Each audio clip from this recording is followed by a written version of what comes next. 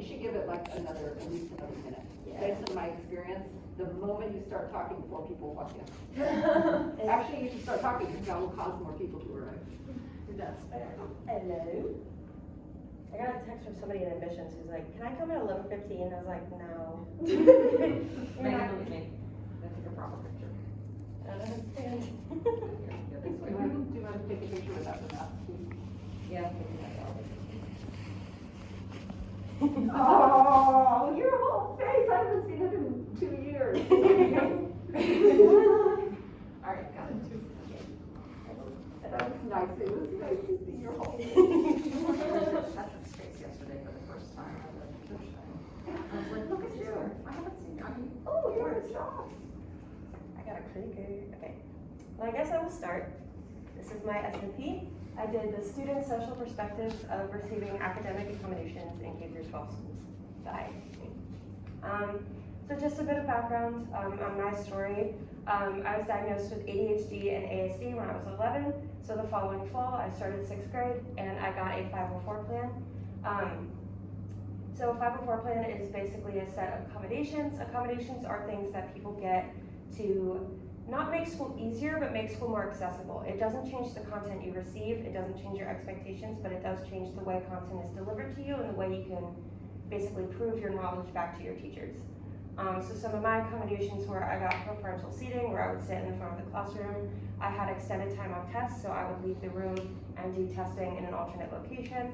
My teachers were supposed to like cue me and redirect me throughout class to make sure I was staying on task.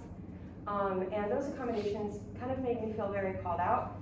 I felt like for example, leaving the room to go take my test. Instead of going ahead of time, I would go into the testing room with all of my classmates, and then somebody from administration would come in, call out my name, and then I would leave. Or like preferential seating, when every single class from 6th grade to 12th grade, I was in the front row. Kind of became a little obvious. So it definitely made me feel really singled out and kind of embarrassed. And talking with friends, I know they also had really similar experiences with their accommodations. And then I got here, I started taking courses in psychology and education, and just doing research for a bunch of different projects, I realized there really isn't that much out there about the social experiences of people who receive academic accommodations. There's research about the academic outcomes of accommodations, there's research about the social impacts of having a disability, but those two haven't really been combined yet in previous literature. So when it came time to plan my SMP, I thought that would be a great place to start. So just a bit of background about like disability and socialization. People with disabilities are reported to have decreased liking by peers. Both they feel more disliked by peers and their peers report a lower liking of them. Teacher treatment impacts this, so if teachers have certain biases, opinions of those students, that is reflected in the way they treat their students, and their peers will definitely take notice of that and will often mirror that. But besides just the social aspect, individuals with disabilities are under more scrutiny by their peers in general. They're often fall victim to the teacher's pet effect, where they're receiving extra attention, support from their teachers, and as a result might be viewed as a teacher's pet. Or on the flip side, thinking it's unfair, peers being jealous, things like that. And that definitely can leave outside of the classroom social effects. That can affect their participation in extracurriculars or even in-class socialization. So say you have an accommodation where you have a scribe reading things to you. You have a big assignment. Instead of doing group work with your peers, you may be off to the side, having that scribe read you the directions, read you the questions before you join your peers. Or having to do the entire assignment separated from peers in order to have access to that scribe. That in-class socialization is how a lot of people will make their friends and make connections, and that is unfortunately taken away. As well as extracurriculars, if, for example, like an AP test will go after school hours, they might have to miss extracurriculars for that extended time. If they have to stay after to catch up on missing work, that as well could kind of pour into that extracurricular opportunity. And that is where a lot of socialization comes from for children in like middle school and high school. Teachers need to keep a good balance of structured and unstructured activities in the classroom. Disability can affect the way you socialize in a variety of different ways. So structured activities are important because it gives kids with disabilities a seat at the table and an opportunity to participate. But if all of their socialization is structured, they don't get that proper development. Whereas on the flip side, if all of their activities are unstructured, while it's good for them to be able to develop their identity, develop who they are and how they interact with others, they are going to need some support due to bias that peers hold. But on a more broad scale, school culture really impacts that. So obviously the way the classrooms are set up and facilitation occurs really impacts socialization, but school culture in a broader sense can have an impact because if the school is kind of more inclusive, more accepting, the teachers are trained to be more friendly, there's interventions throughout school that kind of encourage acceptance with peers, that can make a world of difference for people with disabilities. Whereas if the school treats disability like a taboo, it'll be harder to accept yourself, own yourself, and receive the help that you need as a result of those disabilities. And of course, it's important to note that gender, race, socioeconomic status, and other identity factors will intersect with disability.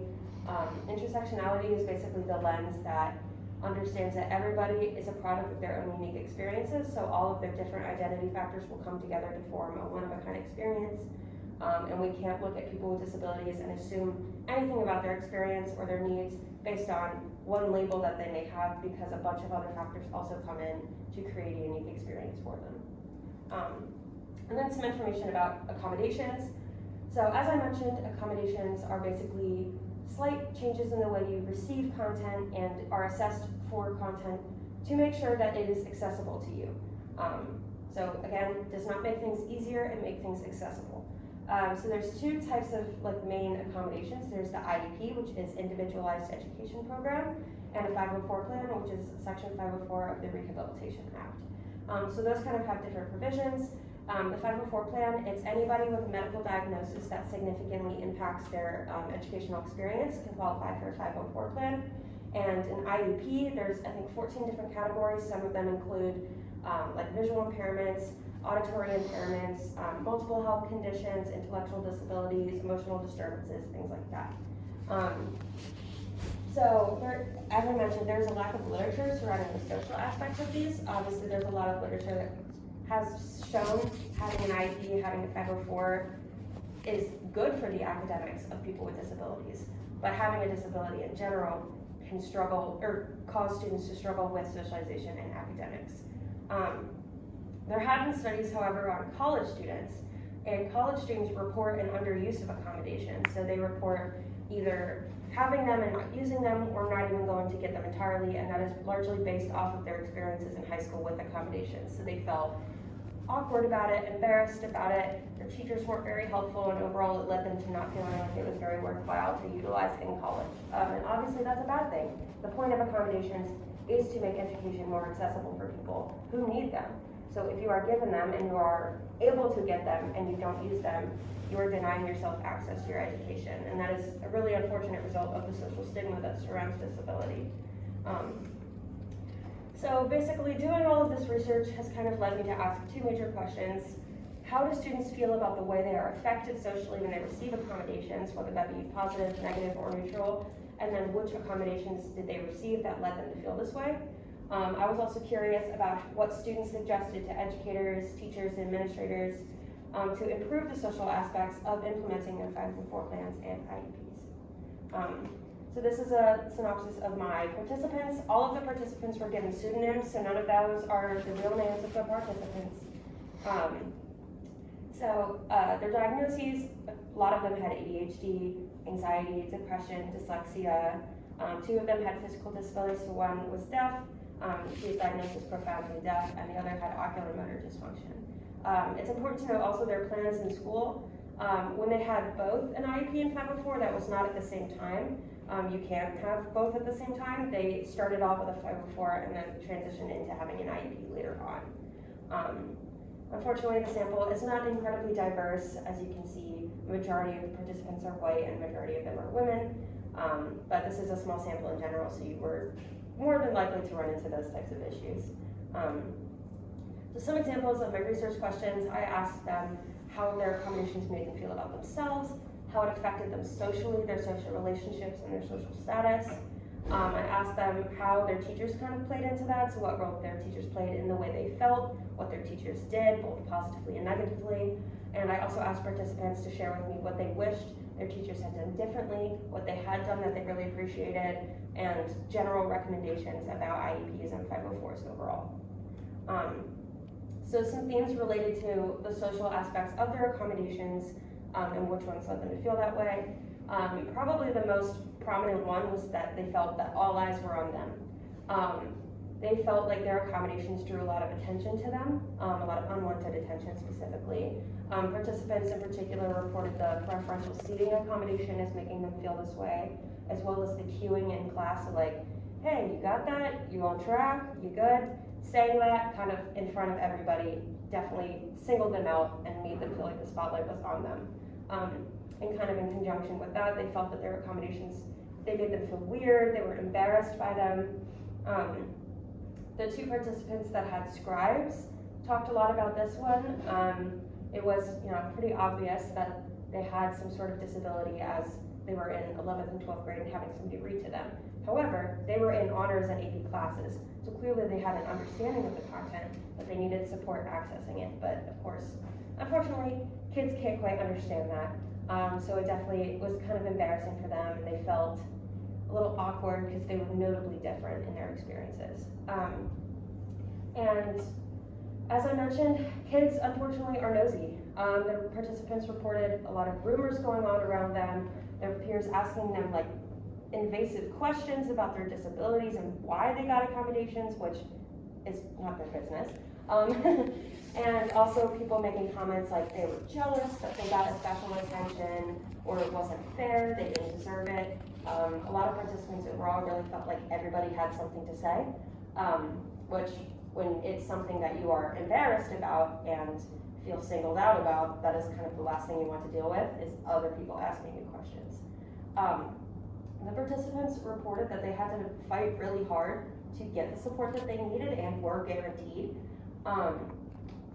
They felt like their teachers weren't really taking initiative.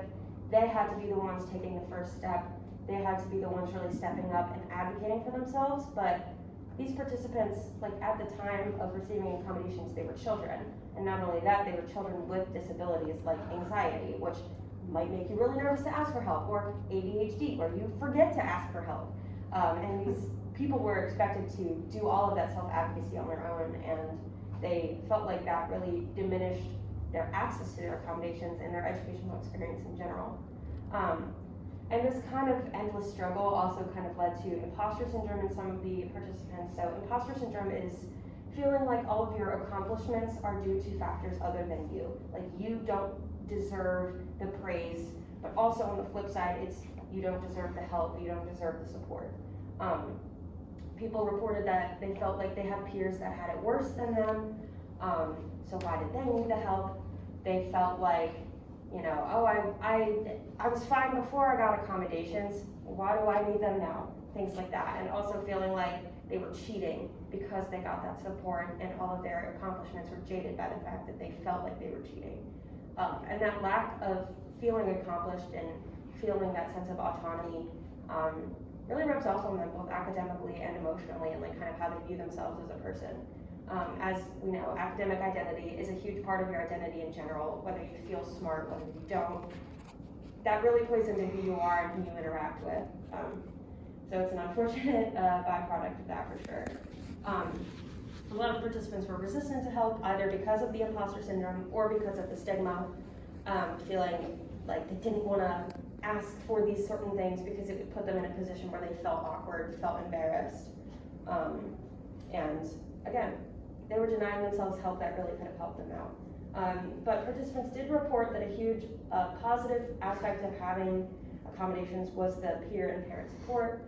People with accommodations, their parents typically have to be in the meetings, the IEP planning and the 504 planning, and a lot of them said that their parents really helped advocate for them when they couldn't bring themselves to do that.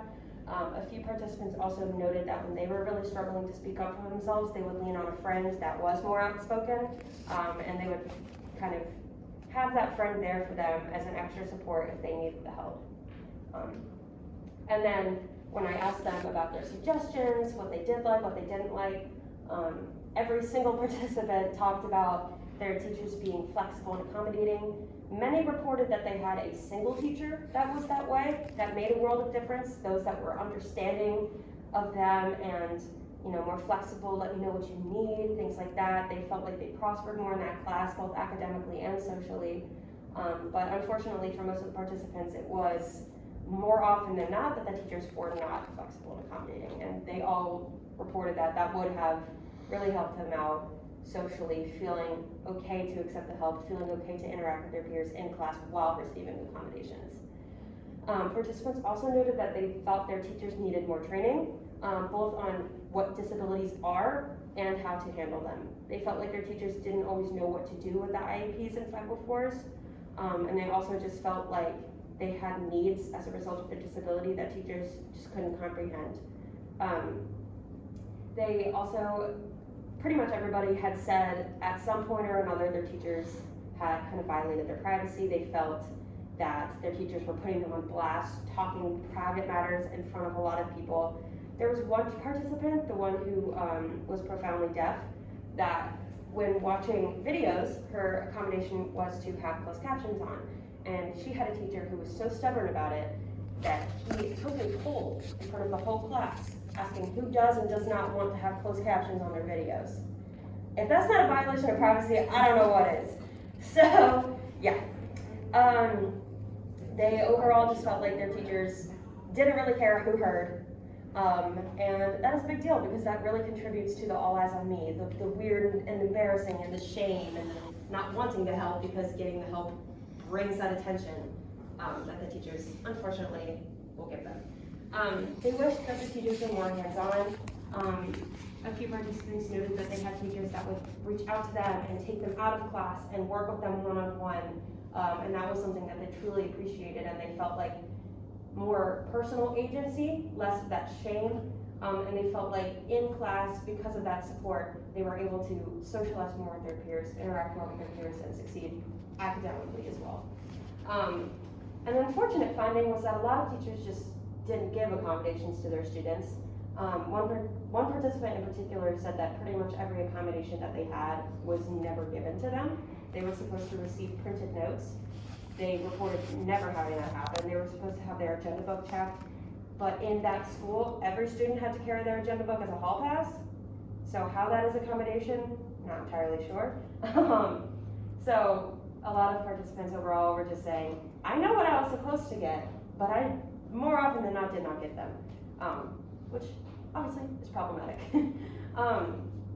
People were saying that there wasn't a lot of communication on really all levels, and they wished that there had been.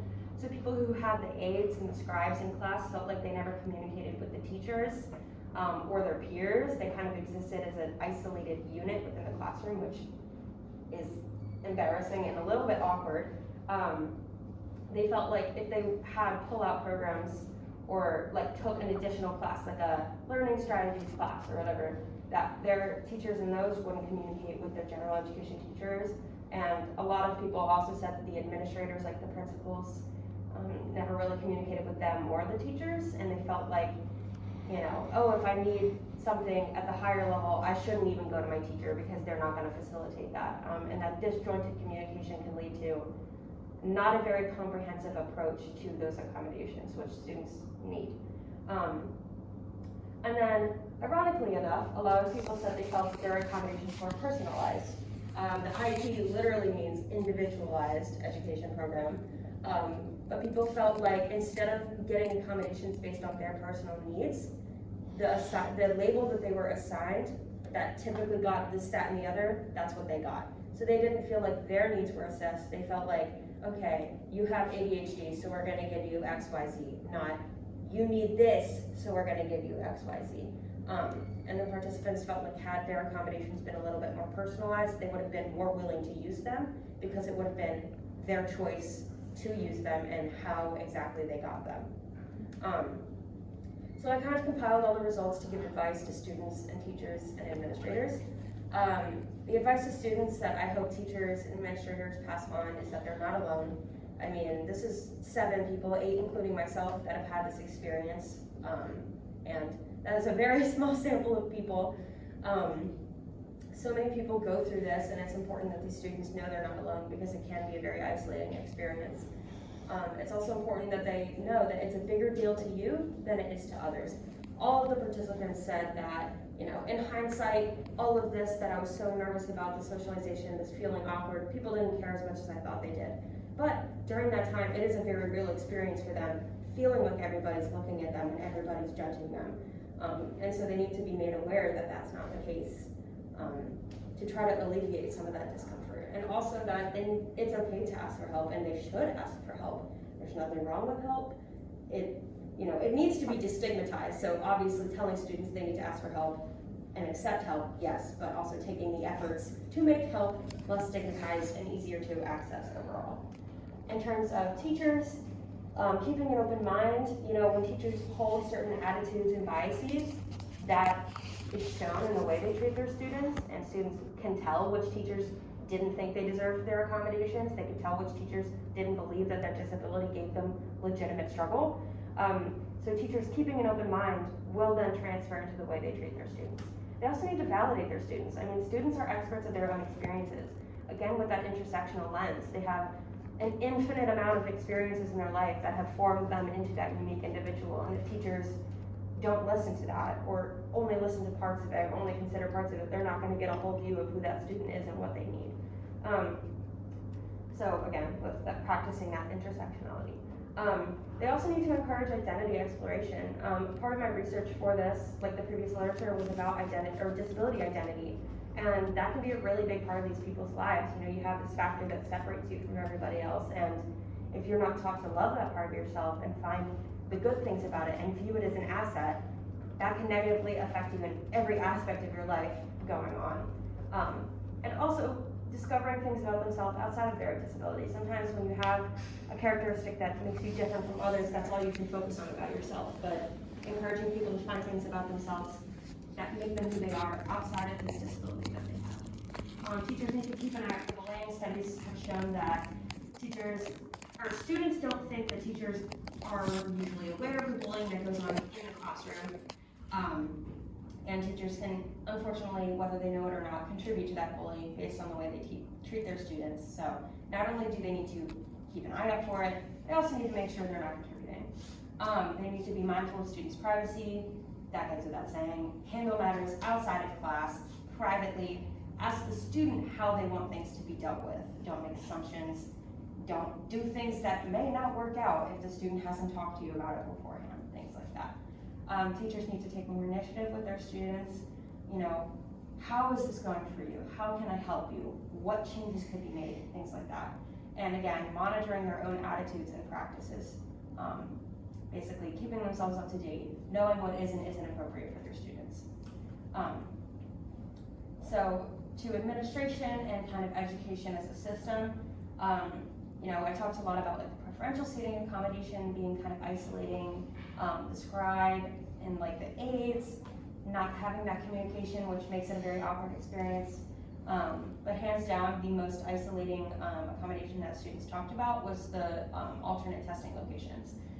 As I mentioned, like I would go into the room and then somebody would be like, okay, Megan, let's go. And I'd, in front of everybody, get up and leave. And I think that pretty much happened at every school that I've talked to people about. That needs to be handled a lot different. I think they should be taken to their testing location before they go into the room with everybody else. And also, when you have extended time, it's going to trickle into the next class period. Maybe instead of making them show up with 30 minutes left of class, have them a break because you spent longer taking that test than everybody else did. Things like that. Administrators need to provide teachers with more training and resources. Professional development is really important for teachers, and I've looked at a few interventions that administrators can implement, whether it be about teacher attitudes or teacher practices that really do make a difference in school culture as a whole. So just doing that more regularly, research-based, up-to-date information within those professional development sessions, and also more resources. So whatever that means, asking the teachers what they need, taking some of that burden off their shoulders. A lot of the participants said that although they were upset at the way their teachers handled their accommodations, some of them didn't even blame the teachers because they said, they have 300 students at any time, there's 4 of us with accommodations. I don't think it's fair to them that they have to handle all of this stuff and me on top of it. So kind of taking some of the burden off of teachers, whether that be helping with standardized testing, helping us like get together classroom materials, lesson planning, workshops, things like that, that could give teachers more opportunity to work with students one-on-one. Students also need to be given more power in the decisions that are related to them. Again, students are experts at their own experiences. Okay. So basically just making sure that, you know, they can choose what works for them. One participant actually suggested being given a big list of accommodations, what's worked for previous people, and being able to choose from that list instead of just being assigned accommodations. Keeping families involved, teachers involved, aides involved, again, making it a collaborative process is incredibly important just for student success and also for everybody else's understanding. One participant said that she felt like if her teacher that was really accommodating and really flexible and understanding was there in the meetings and everyone else was too, if they saw their colleague being supportive, they would follow suit. So that collaboration is really important. And then again, school culture, whether that be assemblies about acceptance or health class or homeroom class doing lessons about disability and acceptance. You know, teachers having positive posters in their room, just little contributions to school culture, again, can make a world of difference for these people, and a lot of them said that they wish their schools had done that. So for future research, you know, longitudinal design, looking at those social emotional outcomes. There are, again, the academic outcomes that are looked at, but looking at those. And then closer clinical examination of accommodations, so again, not only academic efficacy, but how they impact people socially and emotionally. More interventions need to be designed and studied, implemented, and modified. There are some really great ones out there, but more need to be done because clearly this problem is still ongoing. And as I included in my research, and I think all research on the matter should include, teacher and student testimonial. When you're looking at just numbers and numerics, you lose a lot of that personal interaction that it makes up most of the experience. So really including those testimonials. While I do think creating some sort of standardization of measures is important so you can look at it on a broader scale, testimonials need to stay included in research. Just some limitations. Obviously the sample was small and non-diverse. I have a personal connection to the topic, so while I think that helps me know what to look for and kind of already understand the phenomenon before looking at it, I do think my personal experiences could have affected the way I asked questions and the way I interpreted the answers to them. So the interpretation of this is not without bias.